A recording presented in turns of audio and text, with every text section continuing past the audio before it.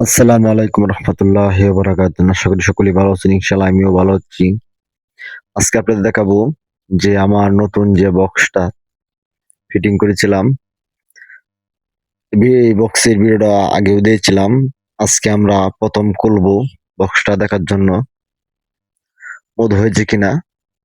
আসলে এটা একটা নতুন বক্স, কারণ সবাই জানেন যে আমি নতুন বক্স বানাইতে পছন্দ করি এবং পালতেও ভালোবাসি।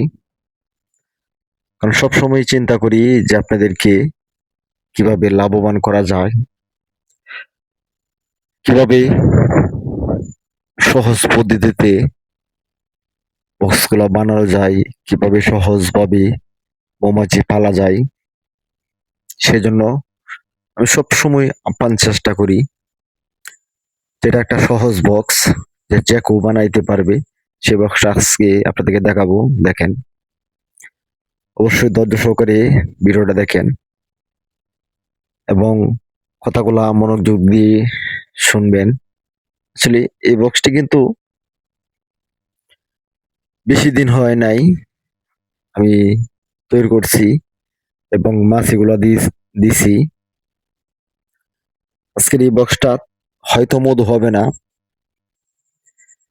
কিন্তু আমি যে পরিকল্পনা করছি সেই পরিকল্পনার মধ্যে মাছটা কাজ করছে কিনা সেটা আজকে দেখবো। মধুটা বড় বিষয় না, যে আপনারাও কি এটা পালতে পারবেন কিনা, পারলে সফলতা পাবেন কিনা। দেখেন, এটা কিন্তু একটা ফ্রেম ছাড়া বক্স। এটা কিন্তু এভাবেই কাটতে হবে।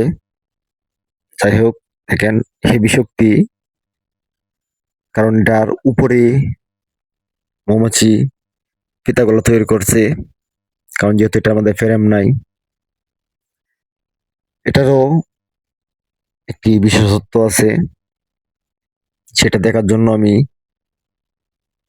বক্সটা বানালাম এবং মাছিগুলো দিলাম। আজকে আপনাকে দেখাবো যে এটা কিভাবে কাজ করে। দেখেন, এটা একটা 3 ফাট্টার বক্স। দেখেন, আলহামদুলিল্লাহ আমি যেভাবে পরিকল্পনা করছিলাম সেভাবে বক্সটা মৌমাছিগুলো কাজ করছে। হয়তো মধু হয় নাই, কারণ এখনো মধুর সময়টা নাই। হয়তো আমাদের কিছু কিছু এলাকায় মধু হচ্ছে। আসলে আমার বাড়ির পাশে কোনো মধুর সম্ভাবনা নাই, কিন্তু আমি অন্য অন্য যে বক্স জায়গায় রাখছি সে জায়গায় সম্ভাবনা আছে। সেই ভিডিওগুলো অবশ্যই আপনারা পাইতেছেন যে আমি বক্স ভাঙতেছি, মধু হচ্ছে।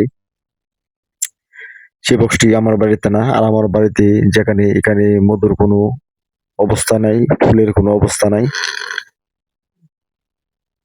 এটা আপনাদেরকে এই বিষয়ে আরো কথাবার্তা বলবো। দেখা হবে পরবর্তী কোনো একটি ভিডিওতে এই বক্সের কোয়ালিটি নিয়ে। ভালো থাকুন, সুস্থ থাকুন এবং নিত্য নতুন মৌমাছির বক্স বানানো দেখুন এবং মৌমাছি পালা শিখুন।